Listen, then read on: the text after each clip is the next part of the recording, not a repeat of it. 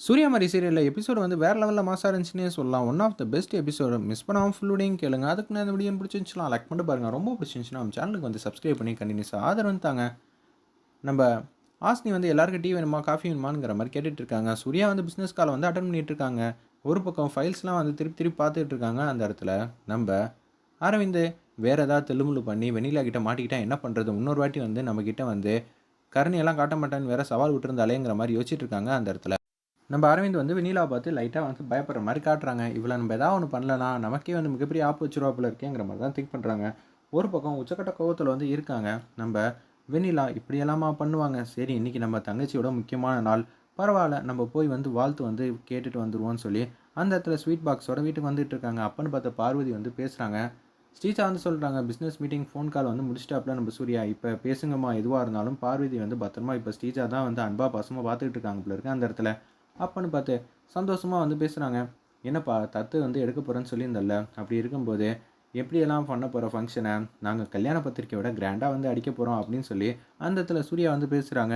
"பரவாயில்லையே மாப்ள, நீ இப்படியெல்லாம் வந்து பண்ணுவேன்னு நெனச்சு கூட பார்க்கல. கல்யாணமே வந்து மூக்கு மேல விரல வைக்கிற அளவுக்கு, அசந்து போற அளவுக்கு சூப்பரா வந்து பண்ணுவாங்க. ஆனா நான் இப்ப அந்த ஃபங்ஷன விட ஒரு படி மேல வந்து இந்த ஃபங்ஷன் வந்து நடத்தி காட்டப் போறேன். ஏகப்பட்ட டிசைன்லாம் வந்து பார்த்தாச்சு. ஆனா இன்னமும் நாங்க பெட்டரான டிசைன் தான் எதிர்பார்த்துட்டு இருக்கோங்கிற மாரி தான் யோசிக்கிறாங்க அந்த இடத்துல.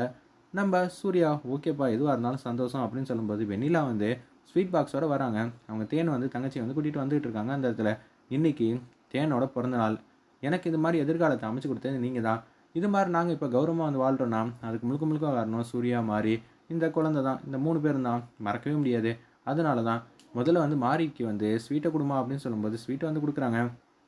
முதல்ல அம்மாவுக்கு குடுன்னு மாரி சொன்னேன்ல, அம்மாவுக்கு வந்து குடுக்குறாங்க. பிறந்தநாள் நல்வாழ்த்துக்கள்ங்கிற மாரி தமிழ்ல வந்து வாழ்த்துறாங்க. வேற லெவல்ல மாஸா இருந்துச்சுன்னே சொல்லலாம். அந்த இடத்துல எல்லாருக்கும் வந்து ஸ்வீட்ட வந்து அள்ளி அள்ளி குடுத்துட்டு இருக்காங்க. குழந்தைய வந்து ரொம்பவே பிடிச்சிருக்கு போல இருக்கு தேனு. அப்படியே ஒரே ஒரு பூந்தி மட்டும் எடுத்து குழந்தை வாயில வந்து வைக்கிறாங்க. கியூட்டா இருந்துச்சுன்னே சொல்லலாம். ஸ்வீட்ட எடுத்துட்டு வந்து அப்படியே வந்து குடுக்குறாங்க. லட்டெல்லாம் எடுத்துட்டு வந்து குடுக்குறாங்க. நம்ப தாராக்கும், பக்கத்துல இருக்க சங்கரபாணிக்கும். "எங்களுக்கெல்லாம் சாப்பாடுலாம் வேணாம்மா, ஸ்வீட்லாம் வேணாம்." அப்படின்னு சொல்லி மூஞ்சிக்கு நேரா பேசுறாங்க. அம்மா வந்து செவ்வாய்க்கிழமையிலேருந்து ஸ்வீட்லாம் சாப்பிடுறத வந்து விட்டுட்டாங்க. ஒத்துக்க மாட்டேங்குதாம்.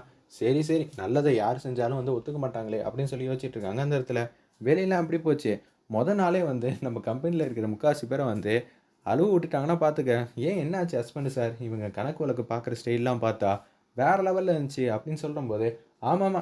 திருடன்கிட்ட சாவி குடுத்தா அப்படிதான் இருக்கும்னு அந்த இடத்துல வந்து சங்கரமணி சொன்னதுனால உடனே கடுப்பாயிட்டாங்க. நம்ம மாரி இதே மாரி தான் புராண கதையிலயும் அப்படின்னு சொல்லி ஒரு எக்ஸ்ப்ளனேஷன் பண்றாங்க. ஒரு வாட்டி தப்பு பண்ணவங்க திருப்பியும் வரப்ப, அவங்கள மாரி நீட்டா, நிதானமா, சூப்பரா வேலை பார்க்குறவங்க யாருமே இருக்க முடியாதுன்னு, வெண்ணிலாவ விட்டுக் குடுக்காத மாரி பேசினோனே, வெண்ணிலா வந்து சந்தோஷப்படுறாங்க. யாரா இருந்தாலும் இப்ப சொந்தக்காரங்கள தான் விட்டுக் குடுக்க மாட்டாங்க. ஆனா என்ன விட்டுக் குடுக்காம பேசினது, எனக்கு ரொம்பவே மன மகிழ்ச்சியா இருக்குங்கிற மாரி சொல்லிட்டு, அப்படியே ஆஃபீஸ்க்கு வந்து போறாங்க. ஆஃபீஸ்ல வந்து இவளுக்கு மிகப்பெரிய பிரச்சனை வந்து உண்டாகப் போறேன். என்னோட பையன் சூர்யா வந்து கேள்வி கேட்டாலே, எனக்கு சுத்தமா பிடிக்காது கணக்கு வழக்கெல்லாம். அப்படி இருக்க சிச்சுவேஷன்ல அரவிந்த போட்டு குடைச்சல் மேல குடைச்சல் குடுக்குறா. மாசத்துக்கு ஒரு ரூ. 20,00,000 எடுத்து செலவு பண்ணக்கூடாதா கம்பெனிலேருந்து? நம்மகிட்ட இருக்கிற நூத்துக்கணக்கான, கோடிக்கணக்கான ரூபா சொத்துக்கு எல்லாம் வாரிசு யாரு? நம்ம சூர்யாவும். ஒரு பக்கம் நம்ம அரவிந்த் தான். அப்படி இருக்க சூழ்நிலையில ரூ. 20,00,000லாம் ஒரு காசாங்கிற மாரி தான் யோசிக்கிறாங்க அந்த இடத்துல. நம்ம தாரா இவளுக்கு மிகப்பெரிய ஆப்பு வைக்காம விடமாட்டேன் அப்படின்னு சொல்லும்போது, இன்னைக்கு ஒரு திட்டத்த வந்து போட்டிருக்காங்க அந்த இடத்துல. நம்ம தாரா அதே மாரி கணக்கு வழக்கெல்லாம் வந்து பார்த்துட்டு இருக்காங்க. நம்ம வெண்ணிலா அப்பன்னு பார்த்து சூர்யா வந்து ஃபோன் அடிக்கிறாங்க. சைட்லேருந்து வருவாங்க. ஏகப்பட்ட பேருக்கு வந்து சனிக்கிழமைல்ல இன்னைக்கு வந்து காசு வந்து குடுக்கணும். பார்த்து என்ன ஏதோ வந்து எடுத்து குடுத்துருங்க அப்படின்னு சொல்றாங்க அந்த இடத்துல. நம்ப சூர்யா, "சரி சார்" அப்படின்னு சொல்லும்போது, சைட்லேருந்து ஒருத்தவங்க வராங்க. மேனேஜர் வந்து சந்திக்கிறாங்க. அக்கவுண்ட் டிபார்ட்மெண்ட்ல புதுசா ஒருத்தவங்க சேர்ந்திருக்காங்க. அவங்கள்ட்ட வந்து என்ன ஏதுன்னு குடுக்குறேன். அவங்கள்ட்ட பேசிட்டு அதுக்கப்புறம் எதுவா இருந்தாலும் பார்த்துக்கலாம் அப்படின்னு சொன்னோனே, குடுகுடுன்னு போறாங்க அந்த இடத்துல. நம்ப மேனேஜரும், அந்த சைட்லேருந்து வந்த சூப்பர்வைசரும் இது மாரி ஃபைல்லாம் கேட்குறாங்க நம்ம வெண்ணிலா. இந்த ஃபைல்ல இருக்கிறபடி எல்லாம் கரெக்ட்டா இல்லையான்னு ஒரு வாட்டி மேனேஜர் பார்த்துக்கங்க. இந்த ஃபைல்ல எவ்வளோ அமௌண்ட் கோட் பண்ணியிருக்கீங்க இந்த வார சம்பளம்? ரூ. 20,00,000 வருது மேடம். ஓகே குடுத்துட்டா போச்சு. நான் போய் பேங்க்லேருந்து பணத்த எடுத்துட்டு வந்துடுறேன்னு சொல்லிட்டு, குடுகுடுன்னு வேகமா வந்து பேங்க் வந்து போறாங்க. இதத்தான் வந்து எடுத்தாகணும்னு சொல்லிட்டு, அந்த இடத்துல வந்து தாராவோட கேங் வந்து யோசிக்கிறாங்க. ஒரு பக்கம் என்ன ஒரு பிரச்சனைனா, நம்ம வெண்ணிலா வந்து ஆட்டோல வந்து போயிருக்காங்க. பணத்த வந்து எடுத்துட்டாங்க. ஆட்டோல வந்து பணத்த வச்சுக்கிட்டு அப்படியே வந்துகிட்டே இருக்காங்க. அப்பன்னு பார்த்து ஆட்டோ பக்கத்துல யாரோ ஒருத்தவங்க நிக்கிறாங்க. முடியாம இருக்காங்க போல இருக்கு. இது ஃபுல்லா வந்து ட்ராப் தான் அந்த இடத்துல வச்சிருக்காங்க. இது தெரியாம நம்ம வெண்ணிலா வந்து பணத்த வந்து கையோட எடுத்துட்டு வந்திருக்கணும். ஆனா ஆட்டோலயே வச்சுட்டு குடுகுடுன்னு கீழ இறங்கி வந்து அப்படியே வந்து சொல்றாங்க. நீங்க உங்களுக்கு எதுவும் ஆகாதுன்னு சொல்லி ஒரு இரும்பு சாவி எடுத்து அவங்க கையில் வந்து கொடுக்குறாங்க. அவங்களும் வந்து சரியாகிற மாதிரி காட்டுறாங்க. அந்த இடத்துல ஒரு பக்கம் ஒருத்தவங்க வந்து கருப்பு கலர் ட்ரெஸ்ஸு, பேண்ட்டு, ஹெல்மெட்லாம் போட்டுட்டு அந்த பணத்தை வந்து எடுத்துடுறாங்க ஆட்டோலேருந்து. வண்டியில் வந்து வச்சுட்டு கிளம்பலான்னு இருக்கிறப்ப வெண்ணிலா வந்து பிடிக்கிறாங்க. அண்ணா என்ன வாங்கினே என் பணத்தை வந்து எடுத்துகிட்டு போகிறானே பிடிங்கினேங்கிற மாதிரி சொல்லும்போது வெண்ணிலாவை லைட்டாக கீழே தள்ளி விட்டுட்டு குடுகுடுன்னு ஓடி வராங்க. வர வழியில் வந்து அந்த ஹெல்மெட்டோட வந்து வீட்டுக்குள்ளே வராங்க. வேறு யாருமே இல்லை, அரவிந்த் தான். மாரியை பார்த்தோன்னா வந்து பாட்டமாகி அந்த ட்ரெஸ்ஸோடு தான் வந்திருக்காங்க. இது ஒரு க்ளூவாக வந்து சின்னதாக வந்து மாரிக்கு வந்து கொடுக்கறதுக்காக தான் காட்டியிருக்காங்க. அந்த இடத்துல ஹெல்மெட்லேருந்து பையிலேருந்து எல்லாம் பொத்து பொத்துன்னு கீழே போடுறாங்க. என்ன ஆச்சு, ஏன் இப்படி நடந்துக்கிறீங்க, நிதானமாக இருங்க, சரி அண்ணி அப்படின்னு சொல்லிட்டு தாரா ரூம்குள்ளே போயிட்டு பணத்தெல்லாம் காட்டுறாங்க. இந்த 20 லட்ச ரூபா பணத்தை வச்சு அவளை ஓட ஓட விட்றேன். அவளுக்கு திருப்பி வந்து பணம் மேலே ஆசை வந்துருச்சு.